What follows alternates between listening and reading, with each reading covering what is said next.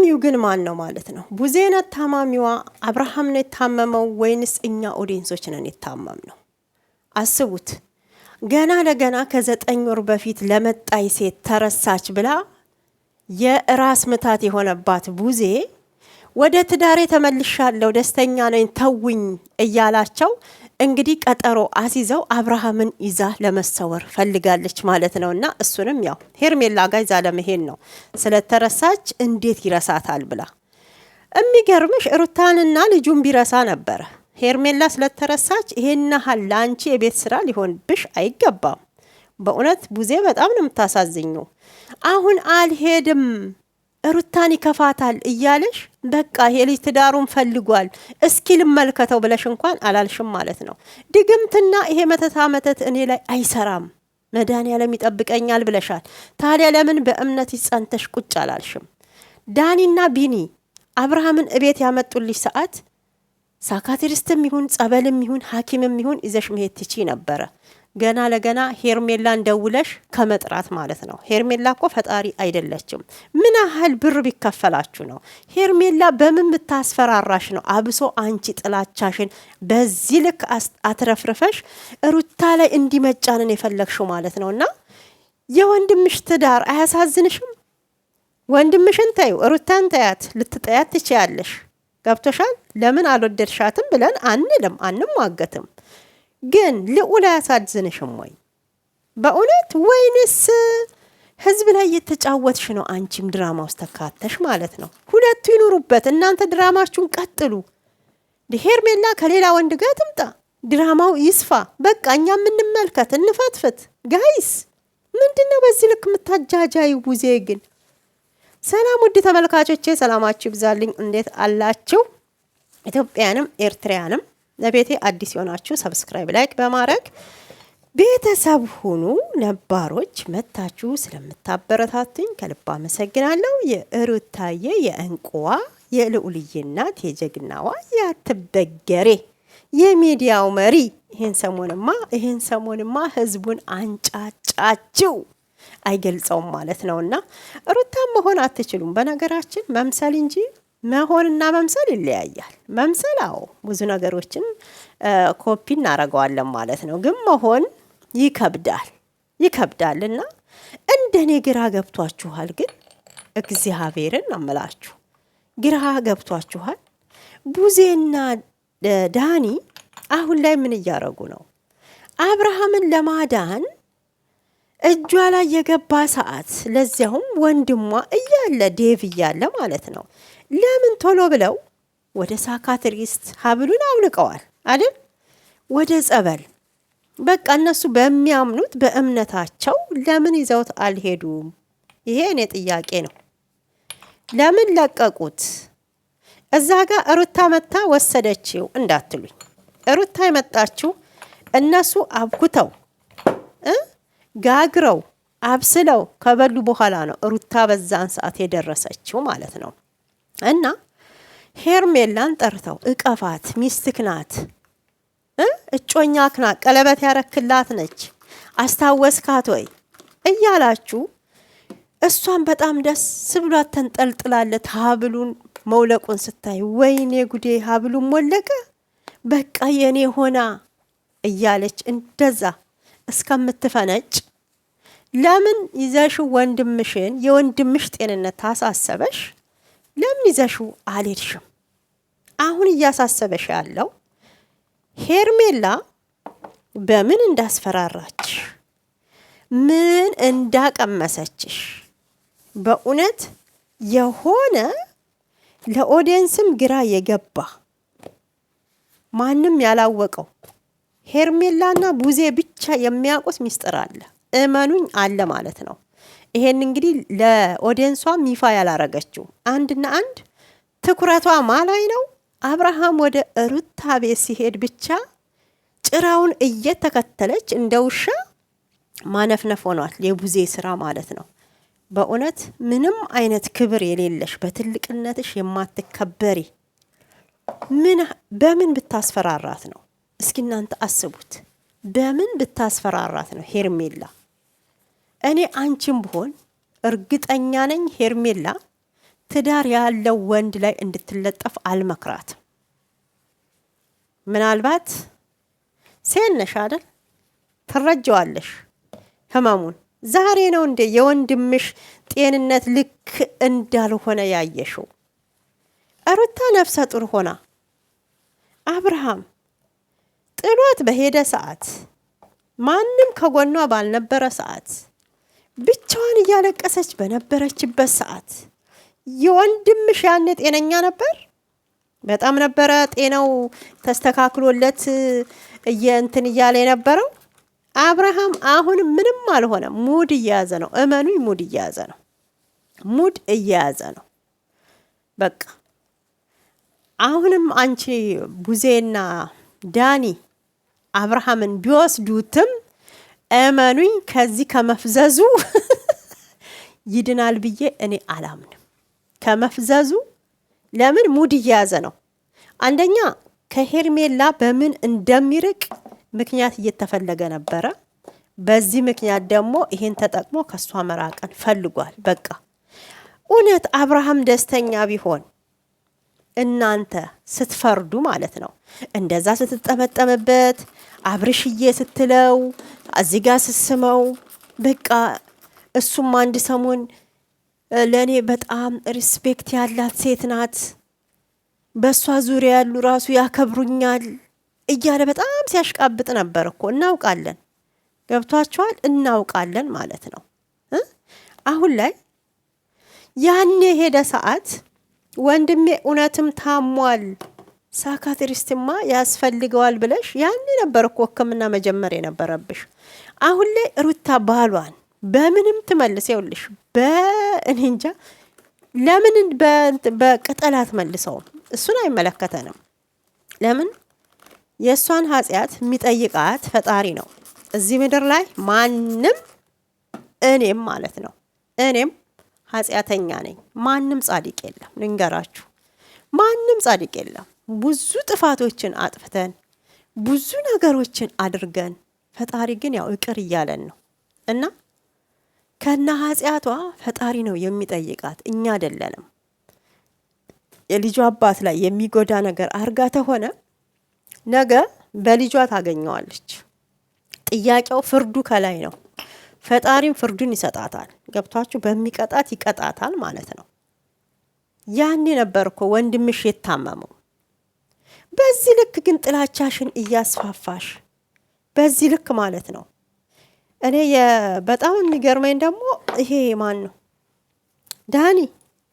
ዳኒ የሚያሽቃብጠው ነገር ገና ለገና ታውቃላችሁ፣ ገና ለገና ማለት ነው። ኤፋ ወጥቶ የተወሰነ ሰዓት ከሀገር ብትወጡና እንጆይ ብታደርጉ ትንሽ ለእናንተም ሰላማችሁን እየሰጣችሁ አይደለም አሁን ያለው ግርግር የሰሞኑ ብሎ ስላለ ብቻ በፍጥነት ሄደው አብርሃምን ሊወስዱት ማለት ነው። ለምን ያኔ ዘሽው አትሄጂም? የወንድምሽን ጤንነት ተፈለግሽ እኮ ቀነ ቀጠሮ ያስፈልገው እንዴ ጋይሶች? ወንድሜ ይበልጥብኛል፣ ጤንነቱ ይበልጣል ታላችሁ ታለች። ቀጠሮ ለምን ሰጠችው? ለነገ ደግሞ ነገ ሌላ አጀንዳ፣ ነገ ደግሞ ወይ ሩታ ትደርስባቸዋለች፣ ሌላ ርዕስ ደግሞ ሌላ ድራማ ይዘው ይመጣሉ ማለት ነውና በጣም ነው የሚገርመው። ሩታም እኮ እያለችሽ ነበረ እሷን ከመጥራት ይልቅ ለምን ወደ ሕክምና እሱን ለማዳን ተፈለግ ይዘሽ አልሄድሽም? ለምንድን ነው የጠራሻት ብላሻለች። እኔ እሱን አላረኩም የጠራት ዳኒ ነው እያልሽ ነበረ። ዳኒም ይጥራት፣ ዴቭም ይጥራት፣ አንቺም ጥሪያት።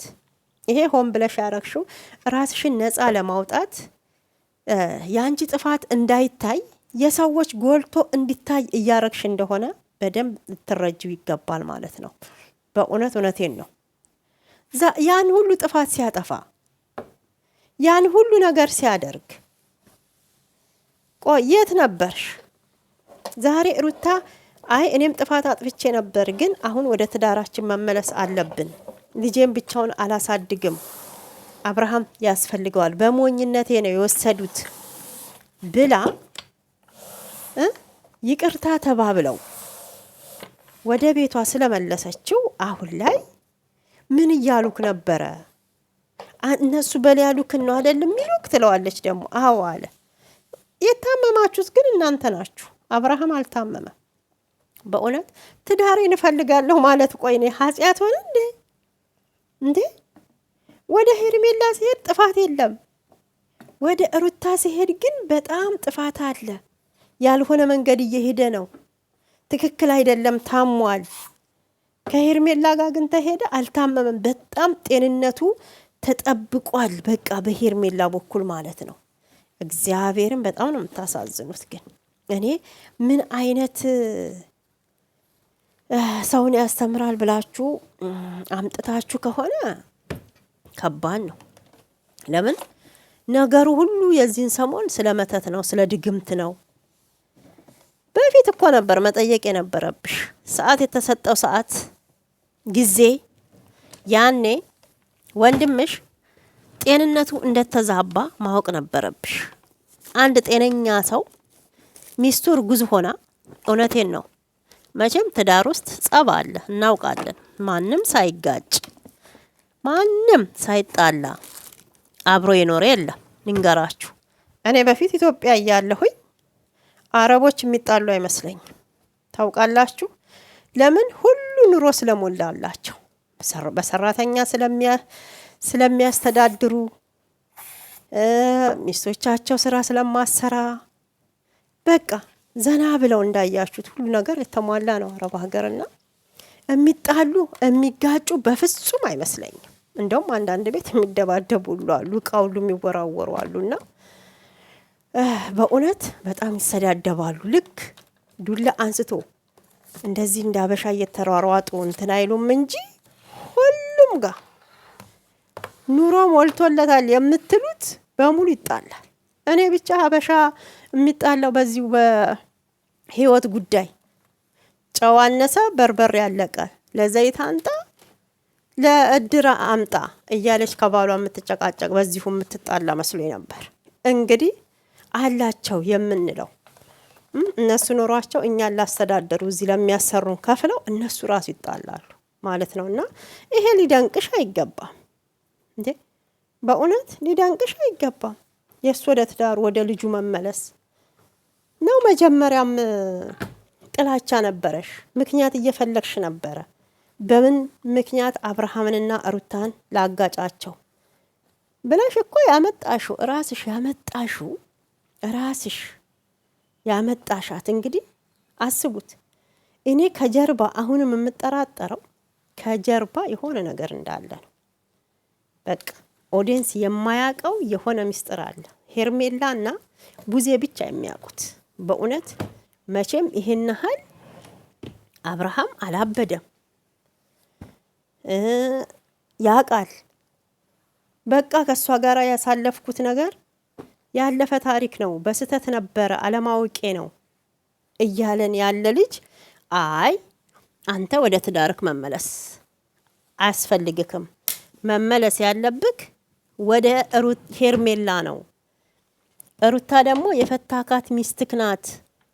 ቢፈታትስ ጋይስ ቢፋቱስ ተመልሶ መታረቅ ኃጢአት ነው እንዴ? ደስ ሊልሽ ይገባል። ወይኔ ወንድሜ ልብ ገዛ። በቃ እችኛዋ እንዳትጎዳ ግን እንደ እህት እኔም ልምከራት፣ የራሷን ህይወት ትኑር፣ ታሳዝነኛለች እንደ ሴት ብለሽ እውነቴን ነው ጥሩ አመለካከት ቢኖርሽ ማለት ነው። በቃ ሄርሜላን አንቺ ከህይወታቸው ውጪ። አብርሃም ሄርሜላ ሩታ መርጫለሁ ብሏል። ምርጫው የሱ ነው የኔ አይደለም። አንቺ ደግሞ እንድትጎጂ አልፈልግም እንደ ሴት ብለሽ ንገሪያት። ምንድን ነው ገና ለወደፊት እቅድ ይዘናል። ያችም እያለች ያለችው ብዙ ላይፍን አሳልፈናል፣ ብዙ መስዋዕት ከፍያለሁ፣ አንተን የግሌ ላረግክ ሁለተኛ ሚስት መሆን ስለማልፈልግ እያለች እኮ ነው የምዝተው። ጆሮሽ አይሰማ ወይንስ ያላረገችውን ነገር ያረገችውን ነገር ማለት ነው አላየችም? ሰዓቱ ሲሰጠው አላየሽም? አሁንም እንግዲህ ሰዓቱን ሲመልሱ ሰዓቱ ላይ ነበረ ትኩረቷ። ባታደርገውም ውሰደው፣ እኔ ስጦታ ነው አልቀበልክም፣ ለምንስ ከእጅክ ላይ ወለቀ? ሁሌም ስለምታረገው የኔ ሰጠው ስጦታ በሙሉ ከእጅክ ላይም ሆነ ካንተ እንዲርቅ አልፈልግም እኔንም ጨምሮ ስትል አንጂ ትንሽ የልዑል ጉዳይ እንኳን አያሳዝንሽም እንዴ? እንደ ሴት እንደ እናት ደኛ እኮ ለልጆቻችን ብለን ነው የምንጎዳው።